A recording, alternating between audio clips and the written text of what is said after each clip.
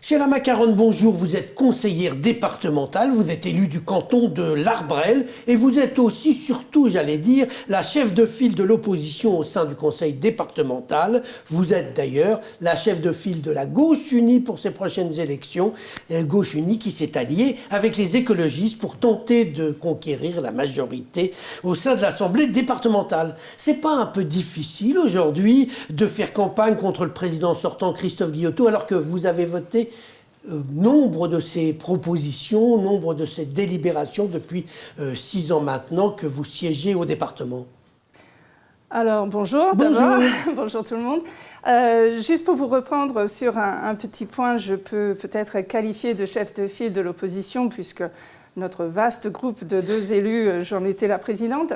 Mais chef de file sur les élections, non, nous n'avons désigné personne.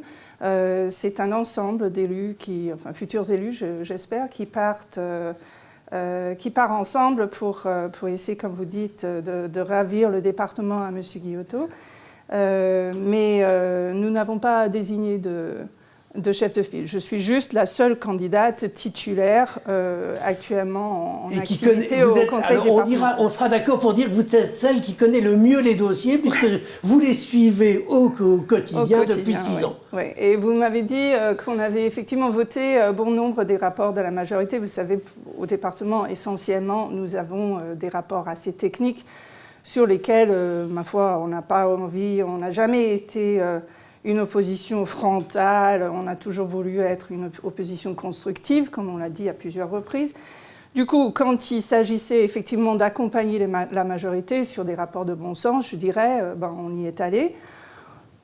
Un exemple qui était un petit peu discuté à l'époque, c'était par exemple la sortie de la dette toxique, les emprunts toxiques. Et là, on avait considéré que même si sur le fond, ceux qui disaient qu'il fallait quand même aller à la bataille contre les banques, c'était pas normal, etc., sur le fond, on leur donnait raison, mais entre-temps, on avait des taux d'intérêt qui étaient en train de grimper et en termes de gestionnaire du denier public, on a considéré que c'était à faire et donc on a voté.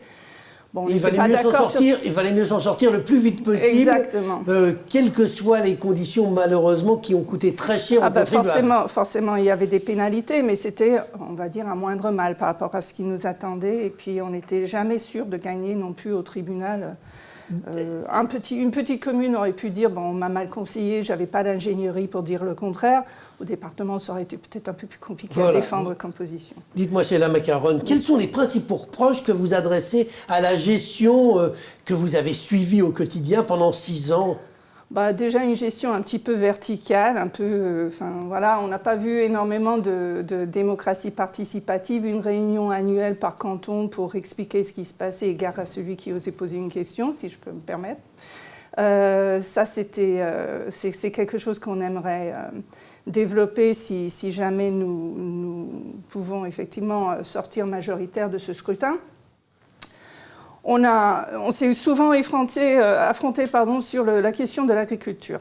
Nous, on voulait une politique vraiment volontaire sur l'accompagnement des producteurs vers plus de bio, plus de raisonné, moins de pesticides. Et ça n'a pas été le cas? Pas assez.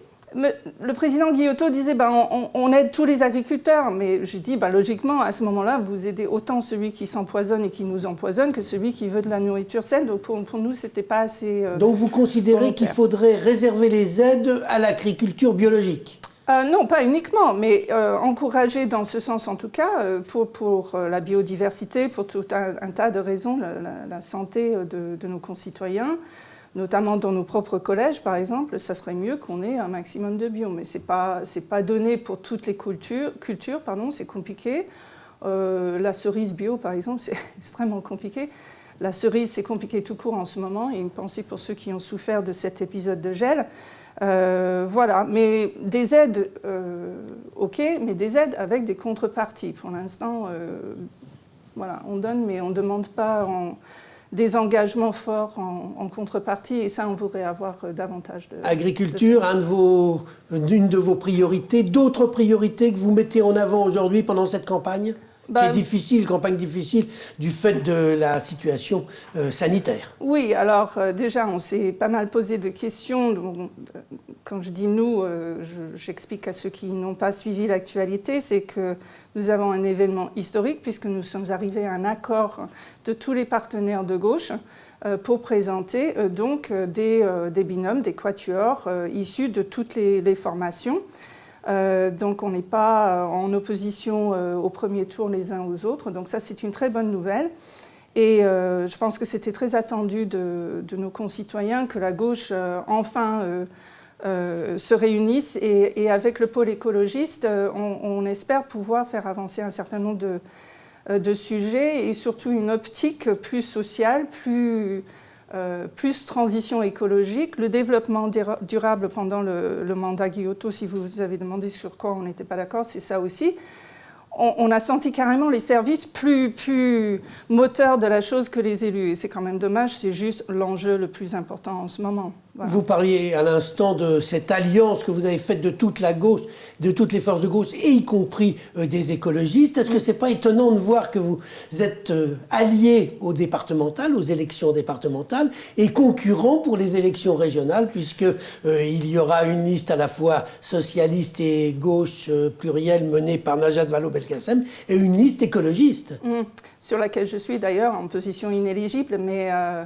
sur la deuxième, je veux dire, des deux listes que vous citez. Vous serez sur la liste écologiste? Oui, pour une fois de plus montrer mon soutien et mon apport sur ces questions-là. Mais oui, j'attendais votre question. Vous savez très bien que c'est pas le même scrutin. Et donc, si tout le monde peut regretter de ne pas avoir trouvé un accord au premier tour pour les régions, le panachage du deuxième tour, j'en suis convaincue, permettra de sortir par le haut.